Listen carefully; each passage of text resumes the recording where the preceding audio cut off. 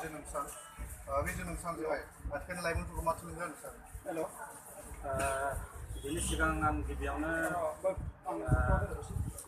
लाइमोन बर' लिरगिरि बिथांनि मानगोनां आफादगिरिजों लोगोसे नेहाथारि आरो बिथांनि सोद्रोमा बे ओनसोलनि रायजो राजाफोरखौ आंनि गोसो गोरबोनिफ्राय सिबिनाय आरो खुलुमनायखौ बावहरग्रोबाय आरो आंखौ बेसिम हांख्रायनायनि थाखाय आं साबायखर बावबाय। मानोना सावथुन मुलुगनि हिसाबै लिरगिरिफोरजों बा थुनलाइजों एसे खाथि सोमोन्दो दङ हिसाबै आं बे हाबाफारियाव बाहागो लानो जोबोद गोसोखाङो।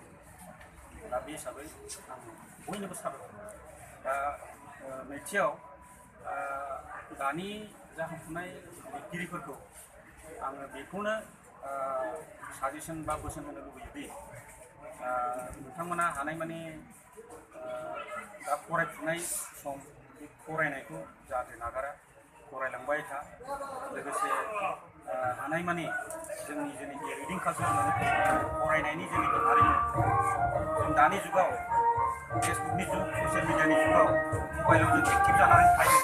जाहाथे बे एक्टिभनिफ्रायबो जों जाहाथे एसे गावखौनो रैखा खालामनानै जोंनि बर'नि माखासे बिजाबफोरखौ जाहाथे फरायो।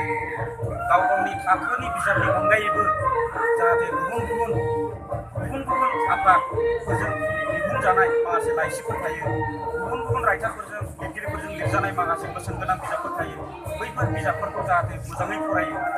खन्थाइयानो जा, रायथाइयानो जा, सल'आनो जा, थुनफावथायानो जा, जेखि लिरबिदाङानो जा, बेफोरखौ जाहाथे फरायो आरो बेनिफ्राय गियानखौ आरजिनानै लायो आरो बेबायदिनो बैफोरनिफ्राय माखासे साया लानानै गाव हारसिङै मोजां माबा मोनसे लिरबिदां सोरजिलांबाय थानो हायो। बेखौनो आङो दानि गोदान लिरगिरिफोरखौ थुलुंगा होयो आरो बोसोन होयो।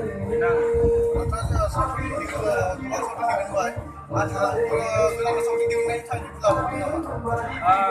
थांखिया दासिमाव जेबो फिक्स जाथ'वाखै, नाथाय बेखौ दा बावैसोनि उनावनो फिक्सखौ खालामनाय जागोन। दा जों